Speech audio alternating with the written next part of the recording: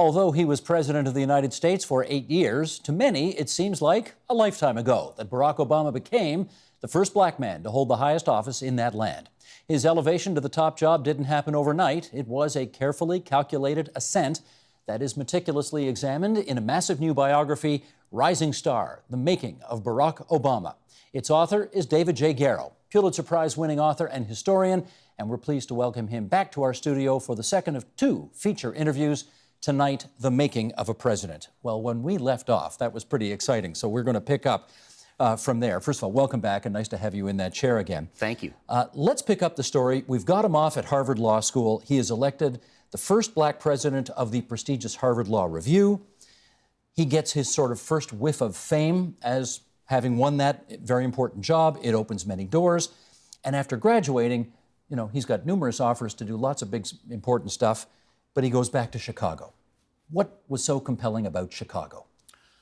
Barack knew, even before he first arrived at Harvard, that he would return to Chicago because that was where he wanted to launch his political career.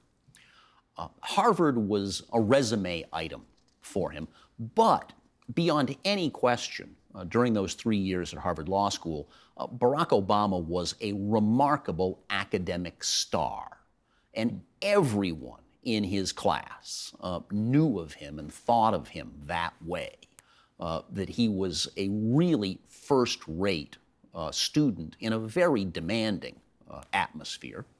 But Barack had no desire to go off and clerk for the Supreme Court, which was the normal course that a top-notch law student would follow.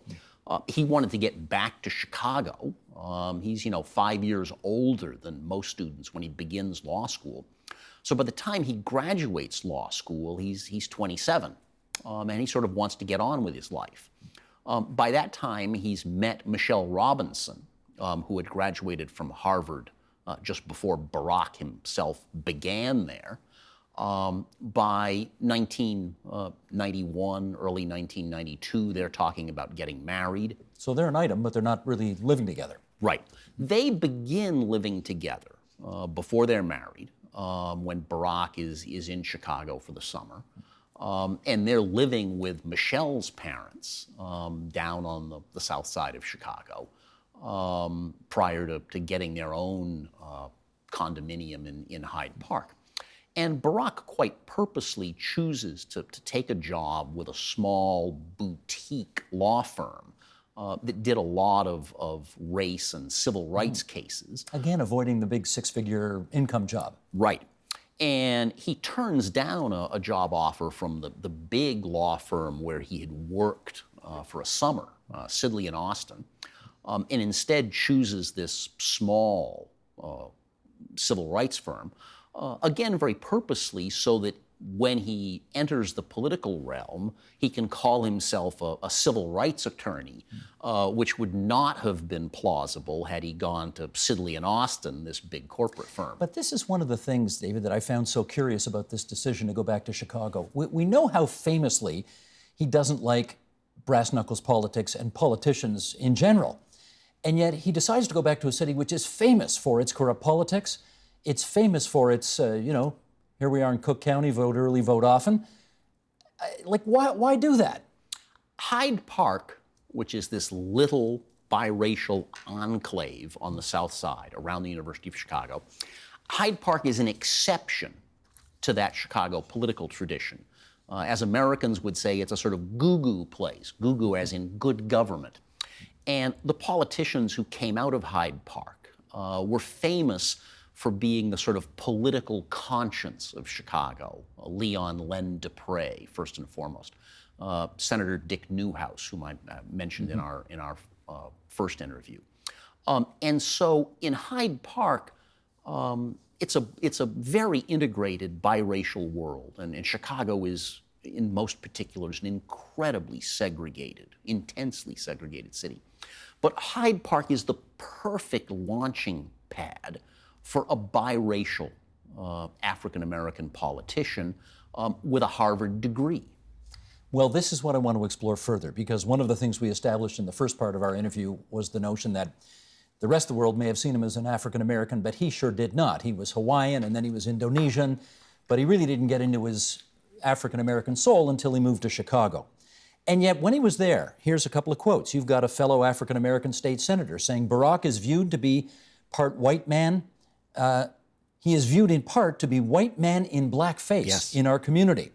And you've got somebody else saying he's an African and he's an American, but he's not an African American. He doesn't understand the hurt that black men feel. Was this the book on Obama when he was back in Chicago politics? Yes. It was, eh? Barack, before law school, the 3 years he spends working as a community organizer on the far South Side, is his first real exposure to black Americans. And he learns an awful lot, particularly about black church culture during those years. But when he returns to Chicago in 1991 and starts actively getting involved in local politics, he is viewed as an outsider because unlike most black Chicagoans, he wasn't born there. He didn't grow up in that intensely racist, segregated atmosphere. Carol Harwell, his first campaign manager, whom you quoted a moment ago, Carol, as powerfully as anyone in my hundreds and hundreds of conversations with people, voiced that so powerfully that Barack, unlike black men who were native to Chicago, didn't know the fear of the police, first and foremost, that anyone who had grown up on the West Side or the South Side knew from their early teen years. And even when he was living in New York, he would not have experienced that either? No, not really. Or no attempt to get in with the African American community in New York? Very little, very little. Barack's attending Columbia University, which is famously sort of segregated from Harlem, just below it in the Heights. And where Barack was living during his time in New York was not in black neighborhoods. He lives for several years in a fairly squalid part of the Upper East Side. And when Barack, in his first job in New York, he's the only black person in the building other than the occasional messenger. Now, his mother becomes rather unhappy that he is suddenly tapping into his African-American soul, if you like, and I think the expression here is she viewed it as a quote-unquote professional choice. Again, that's a pretty harsh thing to say about your kid. Right. Is it accurate, though? Yes, I believe it is. It is. But the other thing that deserves a little bit of emphasis is how Barack's strong attraction to Michelle Robinson, whom he married, and her family. Michelle and her family were the essence of black Chicago. Her dad worked for the city. Blue-collar worker. Blue-collar worker. Raised Michelle and her brother Craig, older brother Craig, who went to Princeton. Michelle went to Princeton. And so through Michelle and her family, Barack acquired a grounding in black Chicago. And that's a crucial part of the identity he was establishing for himself. And joining Reverend Wright's church, I guess, was the icing on the cake for being accepted in black Chicago. Yes. So Reverend Wright was a hugely influential person at the beginning of their life together. Yes. How so? Barack first met Jeremiah Wright before he goes to law school, when he's working down on the far South Side. Reverend Wright's church, Trinity United Church of Christ, is just a little bit outside the neighborhoods Barack was working in. But Barack really was attracted to Reverend Wright. Very savvy, very smart man. Barack and Michelle then joined Trinity Church in early 1992 because they want a church wedding. Wright was inescapably, in some ways, a father figure to Barack. Wright and that wonderful congregation that he built there had a tremendous footprint, a great footprint in Chicago during those years. It was the perfect church for an upwardly mobile young black politician. But viewers, who know Wright as this super controversial person who said some 2 or 3 despicable things, that's an incredibly unrepresentative sample of who Jeremiah Wright was and is. Reverend Wright was a real manifestation of Black liberation theology. And it's terribly sad that Reverend Wright has ended up with such a negative reputation after having had such a wonderfully productive long career. Yeah, grew that church from nothing to huge importance. But do you believe Obama when he says, I was not in the church that day when Reverend Wright said, God damn America, and you know that whole lengthy speech that almost torpedoed Obama's presidency? I'm absolutely certain that Barack was not present for either of Reverend Wright's two most controversial sermons. Okay. By the time that Barack and Michelle start having children, they're frankly not going to church very much. Gotcha. This always fascinates me. You know, I've talked to the odd politician over the years who is married to someone who says, I hate politics, and yet I married somebody who was destined to go into politics and became a politician. And Michelle Robinson Obama becomes the same. Here's Michelle. Politics is for dirty, nasty people who aren't really trying to do much in the world. And he doesn't like politicians very much either, as we know. And yet he wants to become one. Could you please explain all of this to us? Michelle was very dubious and dismissive of Barack's belief that he was destined for political success, including up to the White House. When Barack first starts running for the state legislature in 1995, Michelle hardly is willing to show up even at his campaign announcement. And when Barack 5 years later unsuccessfully challenges an incumbent Black congressman, Bobby Rush, Michelle likewise has virtually nothing to do with that campaign. The people working for Barack during that period all remember her as being dismissive and angry and short-tempered about why is he wasting his life in these political races. He could be making a good living as a lawyer, and we could have a better home and all of that. Michelle, on the one hand, is teasing him or teasing him very aggressively to earn more money. She's also, at dinner parties that friends remember very clearly, telling him that if he really wants to have a good impact on society, become a high school principal, not a politician. And that was not on for him. He was a man of destiny. I want to follow up because you mentioned the fact that he's a state senator. He runs successfully for the state senate in Illinois. And as a result, of course, spends a lot of, this capital cities in Springfield, which is a long way away from Chicago, and he spends a lot of time away from Michelle and so on and so forth. But he gets this reputation as being the no-drama Obama kind of a guy. Cool, collected, hard to ruffle. And yet, I read in the book this amazing story I'd never heard before about him almost coming to blows on the floor of the legislative, whatever you call it, State Assembly? State Senate, right. State Senate, in Springfield. Tell us that story. Ricky Hendon, known as Hollywood Hendon in Chicago, was a fellow Black state senator from the West Side. And Senator Hendon, former Senator Hendon now, is without question a man from the streets and has a mouth that comes from the streets.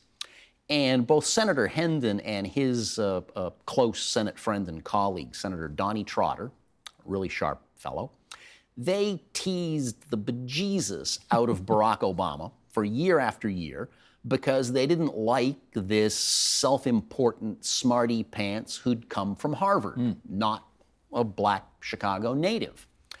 And so they're doing a lot of yo mama, making fun of, Obama's surname, making fun of all sorts of things, just teasing him relentlessly for years. And finally, 2001, Senator Hendon on the floor speaks very sharply to Barack. And Barack loses it. And Senator Hendon is in good shape, but is a good 6 inches shorter than Barack Obama. And they start pushing and shoving each other on the Senate floor. And several Senate staffers and other senators get in the way. But it's the one time in his adult life that Barack Obama lost self-control. When you had 8 hours with Obama in the White House? Right. Did you ask him about that moment? He raised that with me, having read the manuscript, and he 98% agreed with everyone else's recollections of it. There was one quotation that one of the aides remembered from him that he didn't want to accept. But to my mind, the aide's credibility outranked the president's. Because there is this aspect to him, and you bring it up as well, particularly when he plays basketball. He is one competitive son of a gun, and he likes to go hard. And yes, he projects this cool, calm exterior. But there is a second Obama, isn't there? Oh, yes. Do you feel you know that second Obama as well? You do? Yes, I do. Yeah. There is an insecurity there. People may find it less surprising now than they would have 8 months ago to accept that the President of the United States could be a deeply insecure person. But in President Obama's case, the toughness, I'm a tough black guy. I can talk trash. It's trying too hard. Well, I think to the extent that Canadians first became aware of Barack Obama was not as his time as a state senator, but rather Democratic National Convention, Boston, Massachusetts, 2004, keynote speaker for John Kerry, who becomes the party's standard bearer. And frankly, you want to talk about a rising star? Roll tape. It is that fundamental belief, I am my brother's keeper, I am my sister's keeper, that makes this country work. It's what allows us to pursue our individual dreams and yet still come together as one American family. E pluribus unum, out of many, one. Now, even as we speak, there are those who are preparing to divide us. The spin masters, the negative ad peddlers, who embrace the politics of anything goes. Well, I say to them tonight, there is not a liberal America and a conservative America. There is the United States of America. There is not a black America and a white America and Latino America and Asian America. There's the United States of America. 13 years ago, that speech holds up pretty bloody well, doesn't it? I mean, that was a magic moment. You got to give him that. Right. And the United States today is so far We'll get away. to that. We'll get to that. I know. We're going to get to that. But at that moment, that guy was the king of the world. And I want you to tell us the story about, which I read for the first time in your book, about how John Kerry's people, again, this is the nominee. It's all supposed to be about him. His people go up to Obama's people before the convention and they say, we've seen your speech. Take that out. We want to use that. What's the story? The Kerry speechwriting team liked some of Barack's paragraphs and sentences so much that they wanted to steal them for Kerry's own speech.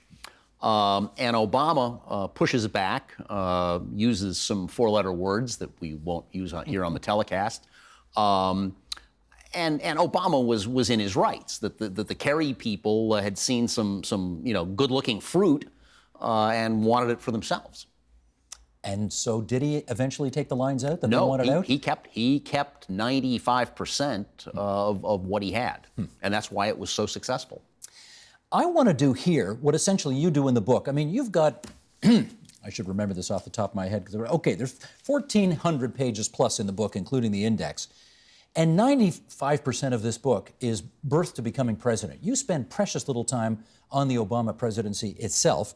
And so let's face it, I want to do the same thing. I want to talk about, now in our remaining time about the legacy that this man had because, and you referenced it there, he wanted to come into office really trying to be, as George W. Bush would say, the unificator, the guy who would bring Americans together. Instead, there's no question the country is more polarized today than it was when he came in.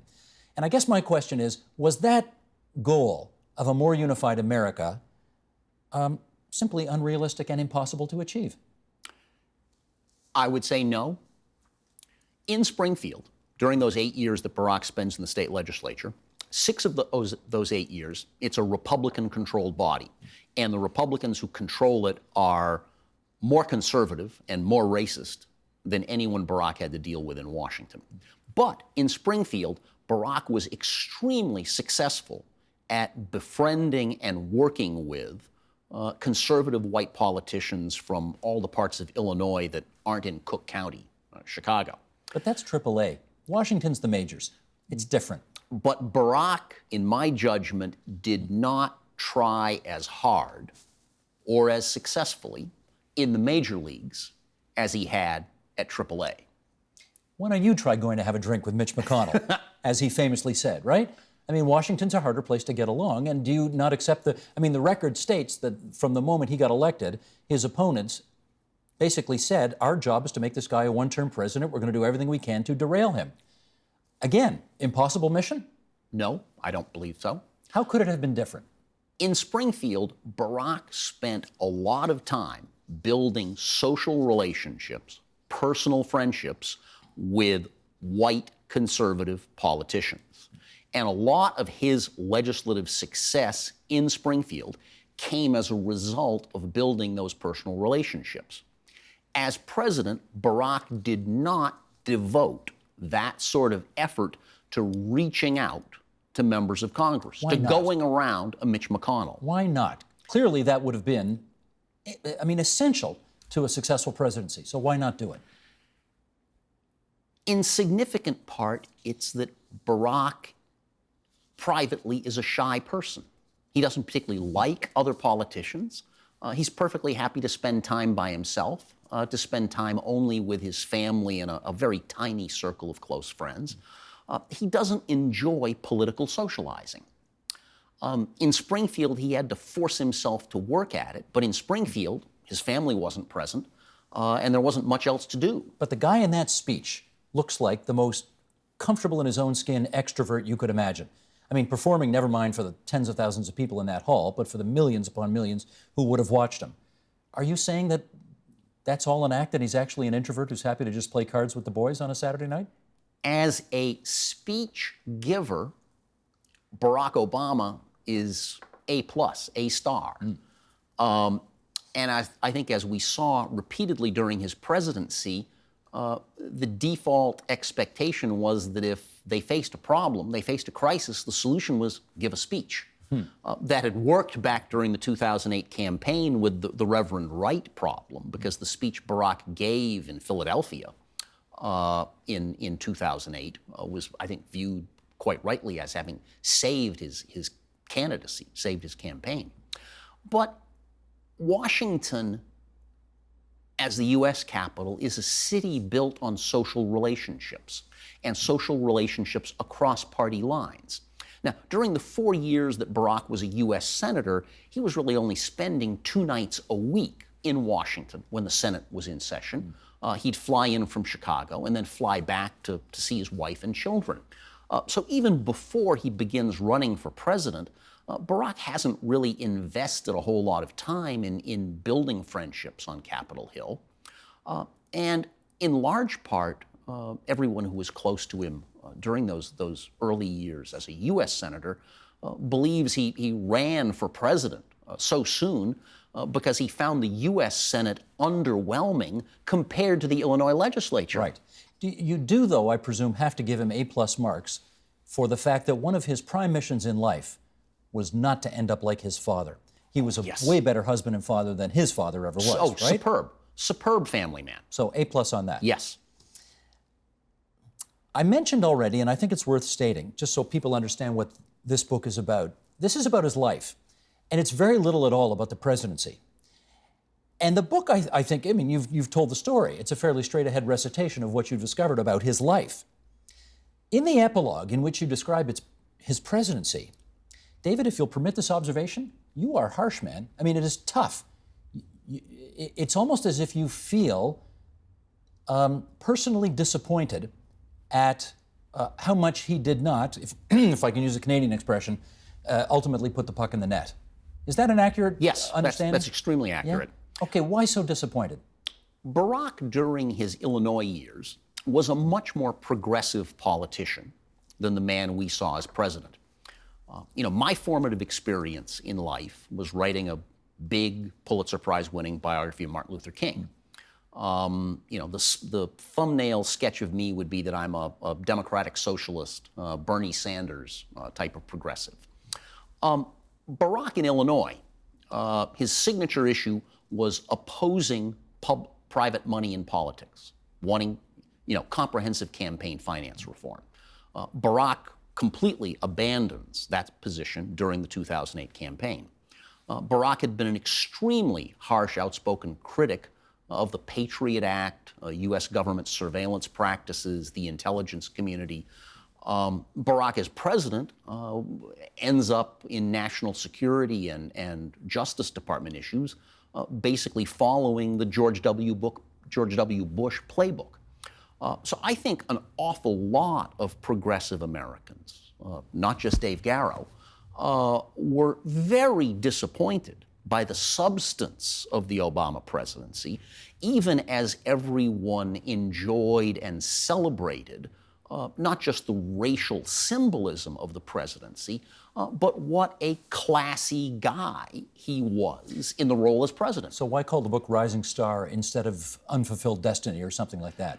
Because it's a book that is indeed 98% pre-presidency, and because there are scores and scores of journalistic references during that 2004 Senate campaign year, calling him a rising star. Okay, yes, that's true.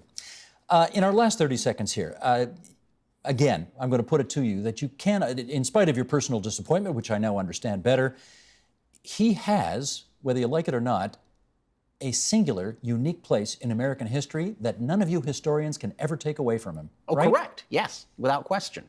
And I think he will be remembered more fondly than otherwise would have been the case because of who his successor turned out to be. We'll just leave that. That's a whole other show. I can't tell you how much I enjoy. I mean, I got all the way through it, my friend, and never a dull moment, if I can say. Thank you. This was a superb book. I know this man so much better now, thanks to having read 1,400 pages of David Garrow's work. Rising Star, The Making of Barack Obama. Thanks so much for making the trip up to Ontario, Canada for us. Thank you, Steve. Help TVO create a better world through the power of learning. Visit TVO.org and make a tax-deductible donation today.